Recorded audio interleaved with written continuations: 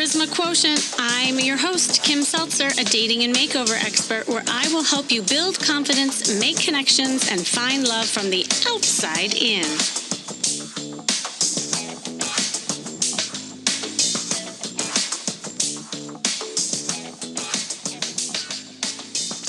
Depending on when you are listening to this, I am putting this episode on the week of Valentine's Day. You know, that day that's all about love. Okay, now this day tends to be hard, not just for single people, but also for people in relationships too. And let's face it, the times that we're in, it can even be harder to think about anything past the cocoon we all are all in. And I know a lot of relationships have been compromised lately. But if you are single, especially this day can be hard as most holidays do. It tends to make you think about your life and wanting badly to have someone special in it. Well, I want to invite you into this concept of self-love. So, no matter where you are in the stages of singlehood or even being in a relationship, I want you to use this day to celebrate you. I know you just love when people say, "Oh, you got to work on self-love in order to find love." And, maybe people tell you, "Oh, just be yourself."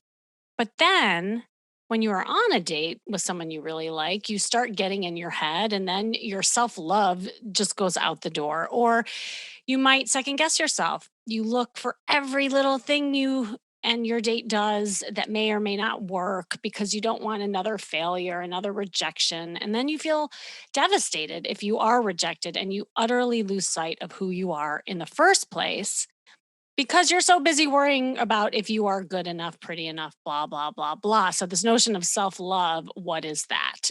Right. I just went through this with a client, and actually, she was getting amazing results and she was dating up a storm, and she finally was getting her flirt on, and she was having the time of her life. All these guys were in her Rolodex, and okay, that was a really old term. Anyway, you get the picture. She was having fun. And then I got a message from her, I'd say about 2 weeks ago, saying, "You know what? I'm going to shut everything down. I give up. I'm just not meant to do this."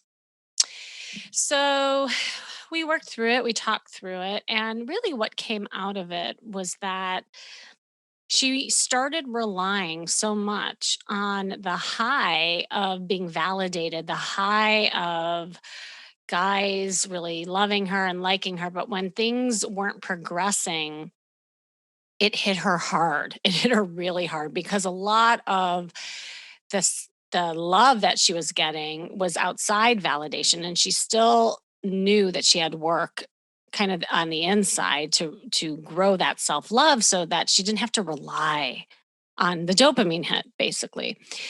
And it was a big lesson for her, and I'm happy to say she worked through it. She went through some hard times and we talked through it, and this is why the coaching part is so important, or at least have somebody to talk to, because if you don't, your tendency might be to go back into your cocoon and just live there, and that's a very dark and lonely place. And the more time that goes on, the harder it becomes to crawl out of it to get back out there. So she recognized that a lot of this was just patterns from her past, and she often was criticized growing up. And so when she felt rejected, guess what? That default button went wah, wah, it turned on again and says, "I'm not good enough. I'm not worthy." And so it was a knee jerk reaction. It was a trigger for her. And so she's back on the horse and she's feeling better. And we just kind of regrouped, re strategized. And that's part of the growth because she's being more resilient. She's not staying in the cocoon for months upon months like she did before. Dating brings out all of our fears and vulnerabilities. You're basically putting yourself on a platter, asking dates to judge you. Pick me, like someone on a reality TV competition. You forget that it's a two-way street. It's not just about the other person liking you, that you are looking for suitable love or a lover to be with you. And that is all. We get a little high from being swiped on, I'm not going to lie, like from the initial contact message that you get, maybe from a nod of approval when we arrive on that date. All of these micro signs can feel so great that they interrupt your reasonable thinking around who you're looking for and what this is all for. Or that you might even have the opposite end of the spectrum. You're bombarded with messages from people you are just not into. You go on dates that end up in an awful mess. You get rejected or you reject them, which crushes someone. And it all feels just terrible. It's easy to lose heart ultimately. Dating from a place of self love, when you learn this, it is about believing that you are worthy just as you are. Not for what you do, not for what you give, but just who you are as a person. And if you don't feel good enough and that you don't bring enough to the table just being you, then that's where your growth is. And that there is someone out there, maybe several someones who can and will connect with you, who will love you for you. That is being in a state of abundance. It's not just about being loved. It's about you loving someone else. And if you're coming from a place of self love, then you ultimately run the dating gauntlet with kindness, self respect, and vulnerability without heaping a load of meaning into rejection. Rejection means, by the way, this one just wasn't right for you. It's not that you're not good enough. It's that they weren't good enough for you. That is the switch. That is the mental script that you should be having, nothing more. And thank God, because they did you a favor. You nipped it in the bud. Like, would you really wanna prolong something that is so hard and that is not working and thinking that it's all your fault? That's exhausting. How many of you find that? That's just exhausting thinking, what can you do to change that person's mind so that you can be worthy of love? Because you really deserve love. You deserve the real thing. And it has to be with someone truly amazing, but you got to think you are amazing because when you love you, others will too. Because this is important, all right? Because when you lost or never had the ability to love yourself, you will always look for external validation to fill you up.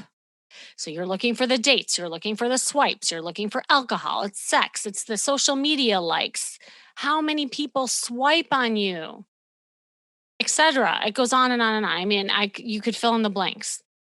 And as long as you get that constant dopamine hit, and there's research on this.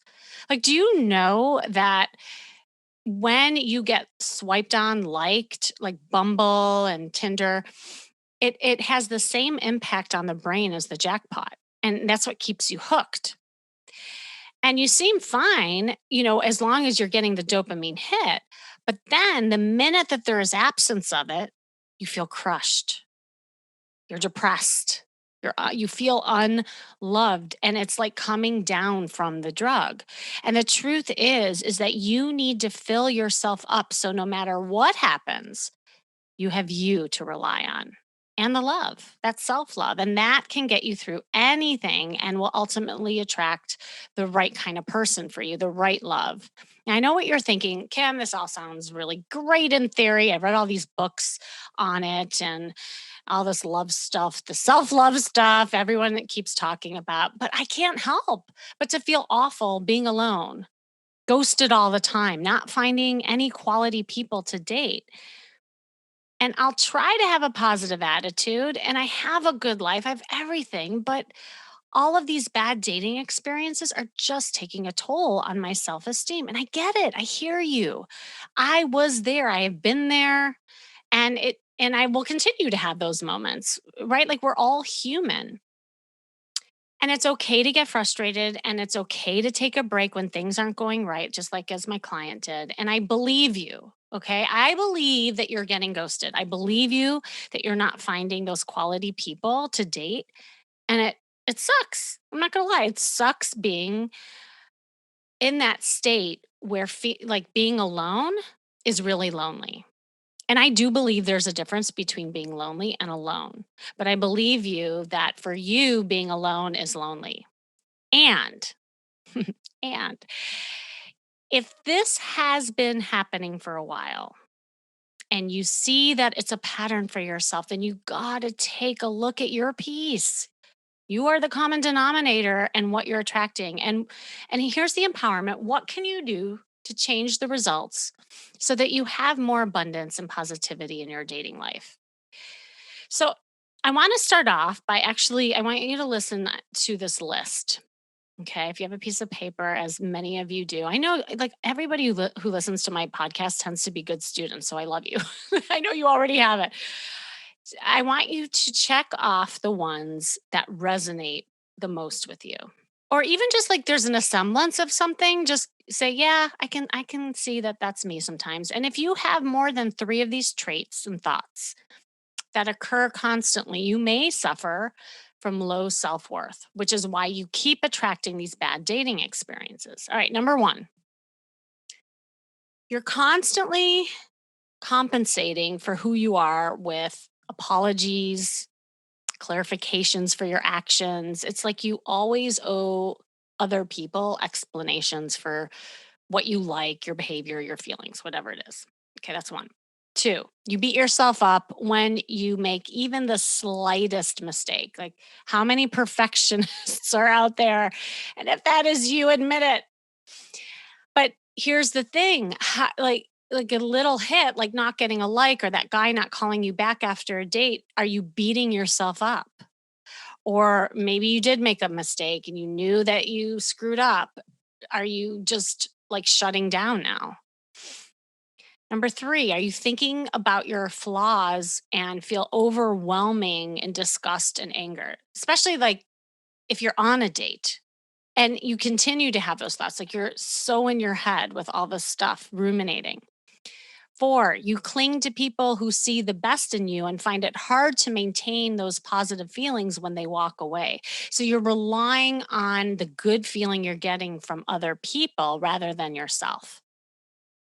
Another one, tell yourself you tell yourself that you're being selfish whenever you consider meeting your own needs. Oh, I shouldn't do that. I should really, Fran wants my help on something and I really shouldn't be mean. I should go and help her and I can have a pity party later. Okay. That you're putting other people's needs before you, even though you don't want to help Fran. You have your own stuff to work on and worry about. Here's another one. You repeatedly do self destructive things or make choices that show you don't respect or value yourself. Like you might come off of a date and you knew that you drank too much and you tend to do that because you're so nervous. It feels like the only thing that you can do to let go and be more flirty. Maybe you continue to put yourself in situations where you attract those kind of toxic people in your life and you continue to date them because for a little bit it feels good and then boom, it doesn't. That's the dopamine hit, by the way. Okay. Another one, you don't consider your needs a priority. You think other people are first. And that usually comes and stems from early on ascribed roles. So think about that for yourself. It's probably where your confidence lives. And finally, you're always finding a reason to talk yourself out of your dreams as if perhaps you don't deserve to have them. It'd be so amazing to have that beautiful relationship that my friends have, but that's just never going to happen to me. Like you constantly say but in your mind. Like it's never and you never visualize yourself actually carrying through those dreams.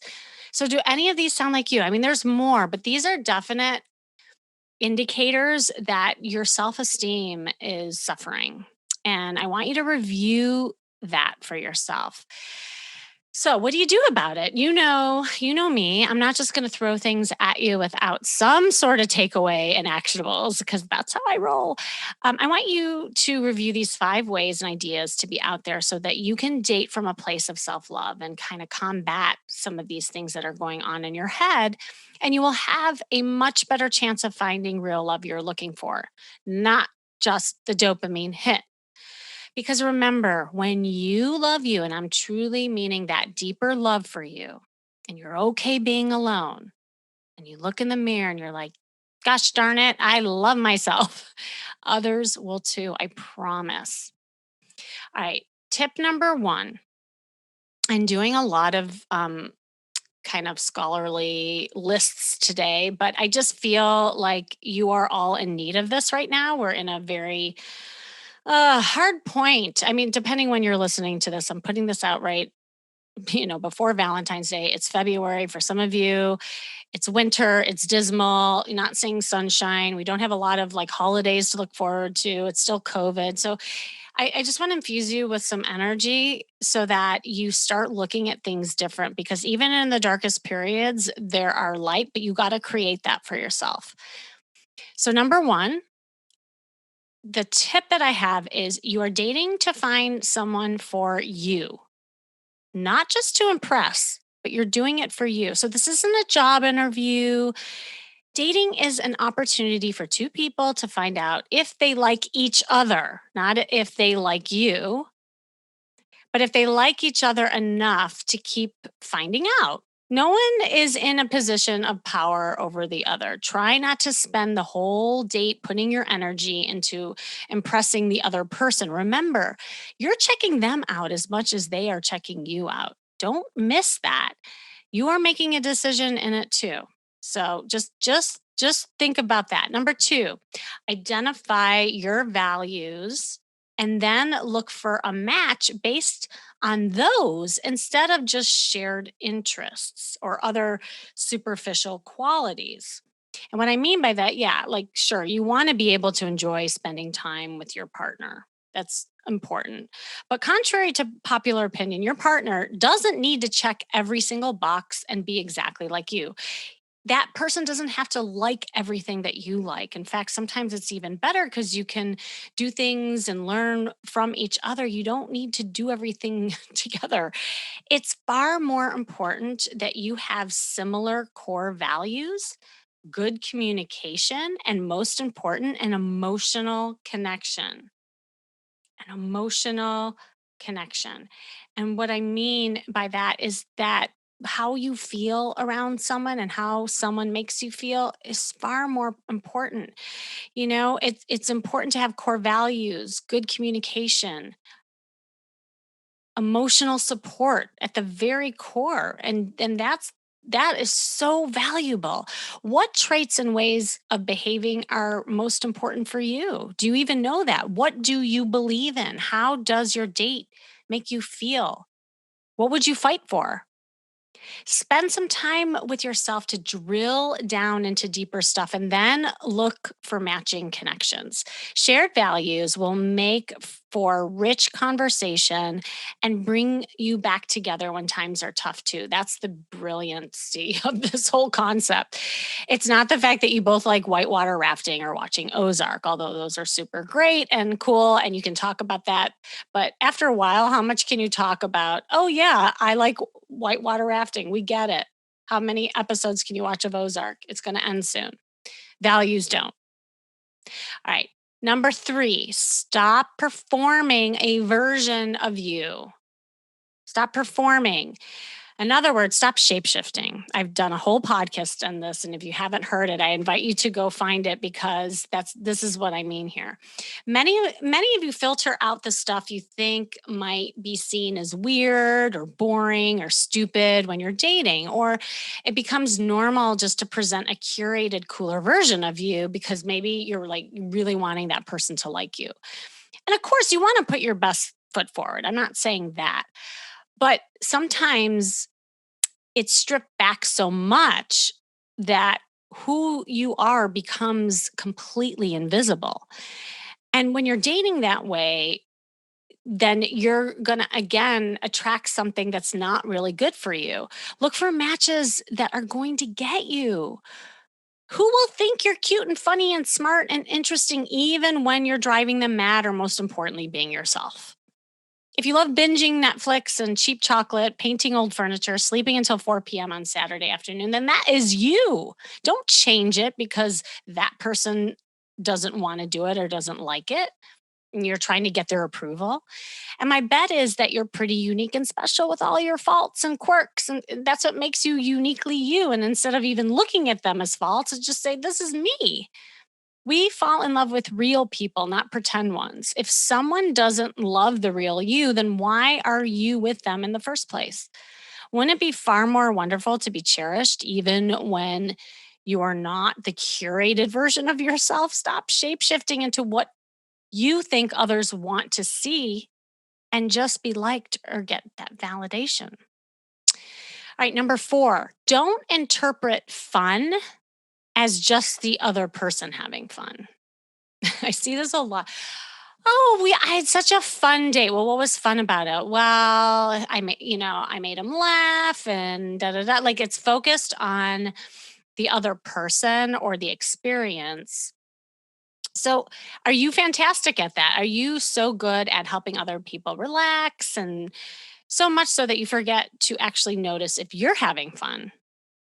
We all have roles we tend to play in life. And if yours is along these lines, like you're the helper, you're the funny person, you're the giver, you're the protector, then I encourage you to swallow that role somewhat, just somewhat, and see what happens when you don't leap into making them feel good. Live with an awkward silence. Notice if you're being asked questions or listened to or engaged in the conversation on a similar level to what you're putting in. Spout out an opinion or two, see what happens. What do they say back? Is it not going well? Then maybe this one isn't for you. And phew, thank goodness you found out early. You dodged a bullet. That's how I see it. FYI, fun for those of you who've forgotten because you've been out there way too long. It's having a bit of a laugh and feeling relatively at ease. It's flirting. It's that magnetism. It's the charisma quotient, quite honestly. Okay. And finally, drum roll number 5.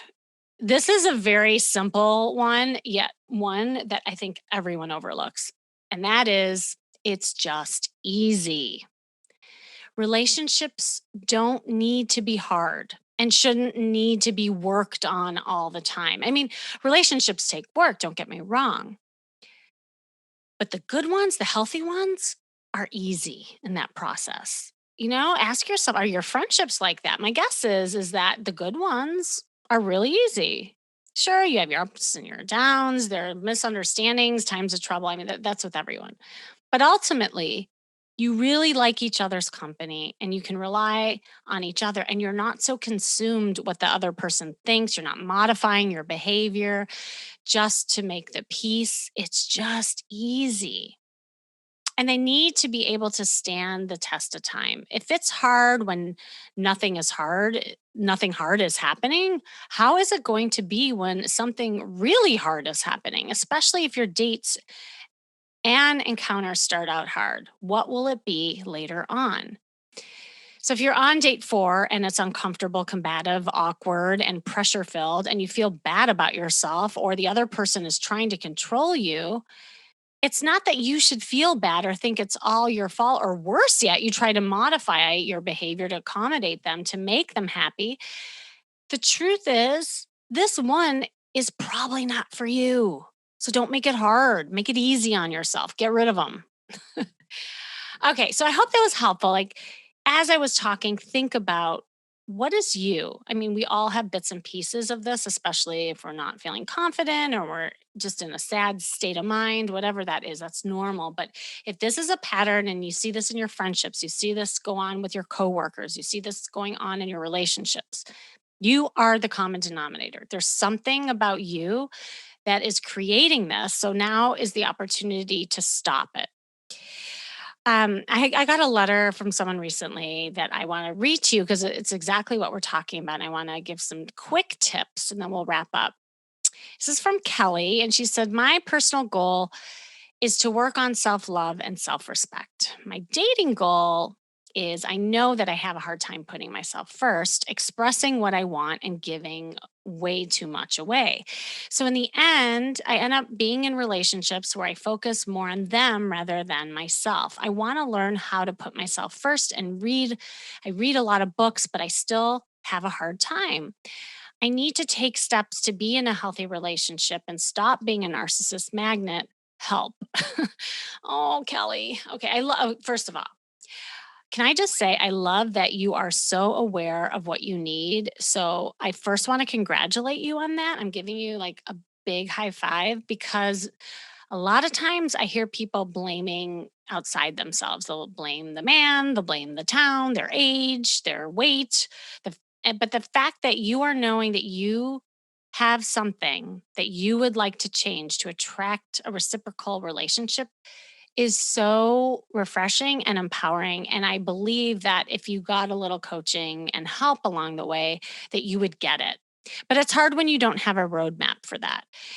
And I think it's hard because I'm guessing that you have been very used to this role your whole entire life. So it's going to be hard to play out a different role because your confidence lives in being that caretaker because history has it is that you got reinforced to doing that. So you'll always default to that. And the problem is that although you feel good at it, on the flip side, you probably also feel depleted and resentful with all of the giving that you're doing and not getting anything back for it. So here's the thing I want you to do. The solution is definitely giving yourself a really healthy dose of self love.